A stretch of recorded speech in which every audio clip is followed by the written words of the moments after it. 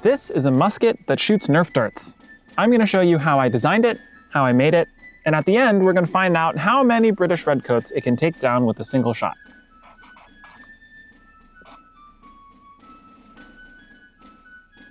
To use a normal air-powered Nerf blaster like this one, you pump it up a few times to pressurize the air tank, load a dart, then fire. Inside it's got a pump rod, a pump tube, an air tank, and a barrel. But what if the barrel was the pump tube? In that case, you would pump down the barrel, load a dart, then fire. It would look and feel a lot like using a musket. In order to properly control the flow of air between the tank and the barrel, I plan to connect them with a solenoid valve. When the solenoid is off, the valve will be closed by a spring-loaded piston and I could pump air into the tank to build pressure. When I switch it on, the piston would retract and release that air and the contents of the barrel with it. If you're an animator who wants to make better graphics for me in the future, let me know. I bought some plumbing parts and assembled them into this prototype, which had a barrel, a valve, a tiny tank, and a pressure gauge. To make the pump rod, I 3D printed a pump head with a groove that holds an O-ring which seals against the barrel and attached that to a wooden dowel. At first, pumping didn't create that much pressure in the tank. This was because the fitting that connected the barrel to the valve had a lot of dead space inside of it, meaning that a lot of air wasn't entering the tank when pumping. My solution was to ditch the fitting and simply jam the barrel into the valve as close as possible, using a bit of paper to seal the gaps. And somehow it actually worked. There was enough pressure to shoot a dart out of the barrel with some amount of force when I sent power through the solenoid. Whoa! It was time to shoot some darts through my chronograph to measure their firing velocity. It turns out the firing velocity was kind of bad, even after pumping as much as I could. I didn't bother filming such low numbers, so here's just a clip of me spitting darts through the chrono instead. Okay, so this looks a lot different now because we've made a lot of different changes. First of all, this electric coil, while it is pretty useful and we're probably going to keep it, for testing purposes, I found that you can get these permanent magnets that do the same thing. On, off, on, off. So that's nice. The two other things is I just made this whole thing a lot longer. I added a much bigger air tank because the previous one was just not giving me good numbers. And I also added a way longer barrel so that I can have longer pump strokes because the pump and the barrel is the same thing. You might also notice that I did have to put this actual fitting back on. That wrapping with paper broke in 2 tries off camera, to nobody's surprise. But because of this, that means dead space was reintroduced. And so what I had to do was on the inside, add this sort of 3D printed insert.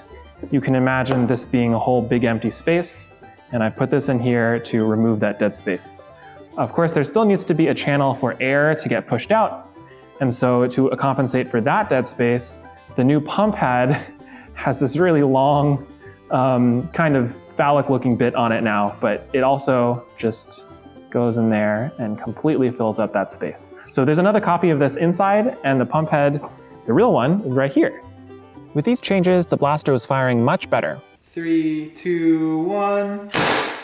So it was time to build a stock for it.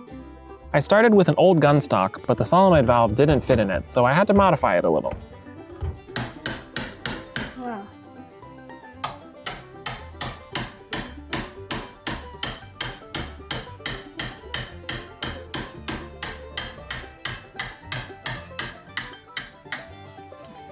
Don't overdo it. Okay, we're making progress. Making progress.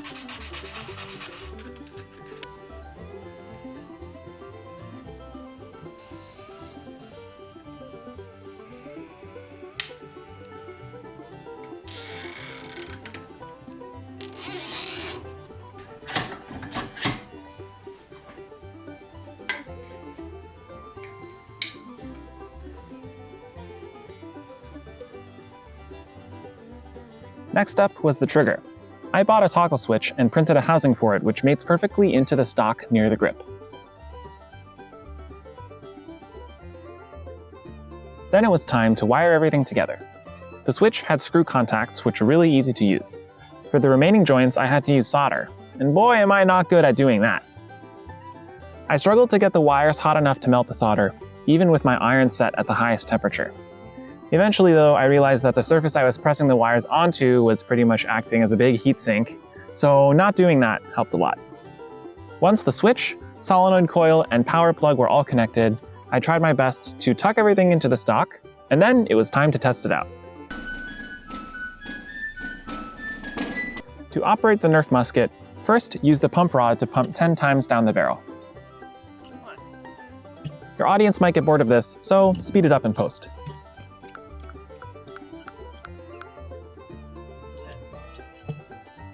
Next, flip the pump rod around and ram one dart into the barrel.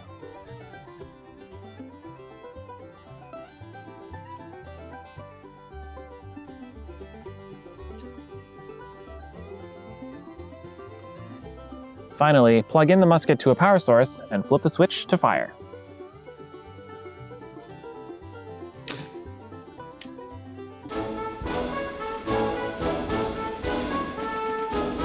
Three, two, one.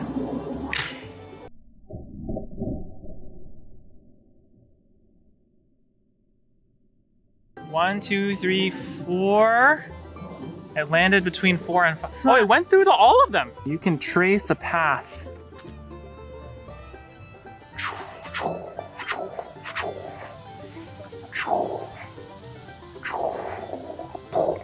And if we hadn't put the rock back there It will go for through stability, the box. well, who knows? Maybe it would have went through the box. I'm gonna reset it. I have a secret weapon up my sleeve, and we're gonna try again, see if we can make it through the back of the box. I gave one of my darts a pointy hat. Now let's see what kind of damage it can do. Okay, pointy dart. In 3, 2, 1.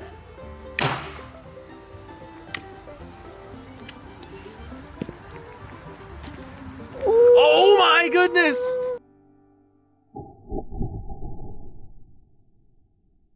Do you see this? Oh my goodness! It poked out the other side. That's crazy. That's so cool! This video was inspired by one of your comments, so comment what I should make next, and thanks for watching.